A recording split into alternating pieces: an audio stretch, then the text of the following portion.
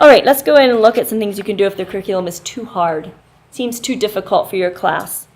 You can make a study guide. Some curriculum, especially if you get to content subjects, they introduce a lot of content, but what's actually tested on is a much smaller amount. By giving them something that they can study from, that can give them the opportunity to focus in on what they actually maybe need to know. Some of these things, whether or not you do it for your entire class, it can also be a good thing to do for your struggling student. I have some students that even in some subjects where I don't have a study guide for the entire class, I give one to my students who struggle to narrow it down for them.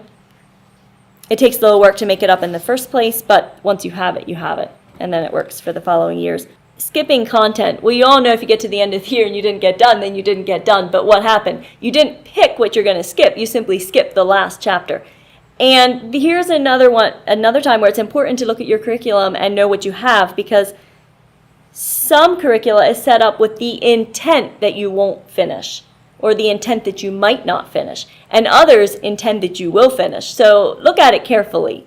Sometimes the number of lessons in your curriculum can give you that hint. If they give you 180 or 185 lessons, they probably know you're not going to finish, because most schools don't even have that many days in the classroom. Sometimes it's better to look ahead and say, well, I'm not going to finish. There's just no way we're going to finish this. Maybe it's a class you run every year and you say, well, I always come short like 1 or 2 weeks. We just never get done. And, our school has some other activities. We have field trips and things. There's just no way I can do that. I can't put 2 lessons in one because it's already that heavy of a load for them.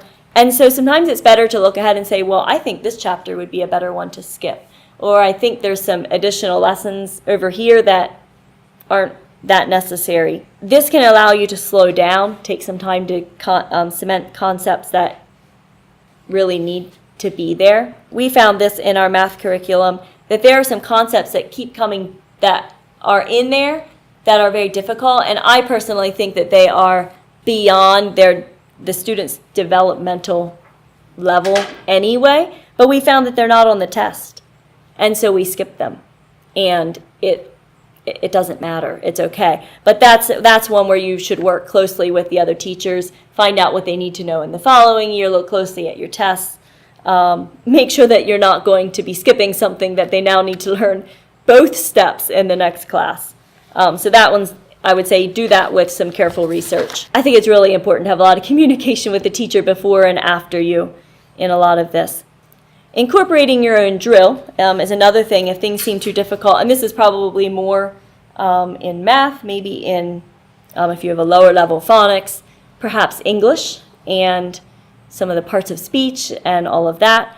Or it can also be, you get to older grades and you're learning all the bones or the muscles, incorporate drill into it, something that they say together and they repeat every time. If you hand off to your middle elementary grade, sometimes even high schoolers can be this way. If you just hand off a sheet to them with a whole list of bones and muscles that they need to learn and have memorized, there's going to be some of them that come back and don't know them very well. Whereas if you begin class every day and you go over them once, it can take a minute or two of your time, and they can be much more prepared. And you might find out that suddenly their test grades really come up, and it was actually just a lack of some memorization.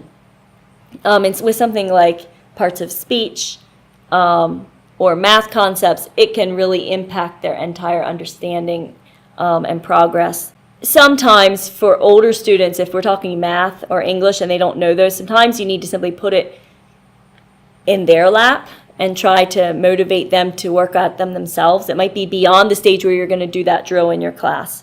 Another thing you can do is simply do an alternate section. Now, I'm thinking of this maybe more in a content subject. I'm not sure that you're going to want to do this I'm not sure what this would look like in math or even in English sometimes. Although English could be true if your curriculum has, let's say, creative writing or some other things thrown in with it that you could take out and simply do other activities that are a little different. This past year, I wasn't able to finish my history curriculum because of other things that we had done. So I took a few of the chapters and we did a short project in class on that section.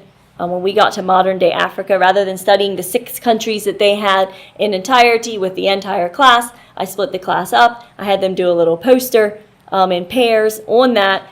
We didn't have a test. I think I graded them on the poster. I actually can't quite remember. And then we moved on. And it allowed us to touch on modern day Africa, not entirely skip it, but not take the entire, 2 weeks or something that was usually allotted to it. Sometimes your students need a break. And if you can throw something like that in for a couple days, let them know, like, we're skipping a chapter and we're going to do this instead, and they think it's something fun, maybe something they can do with in a group. You might be able to boost their morale a little bit in that as well.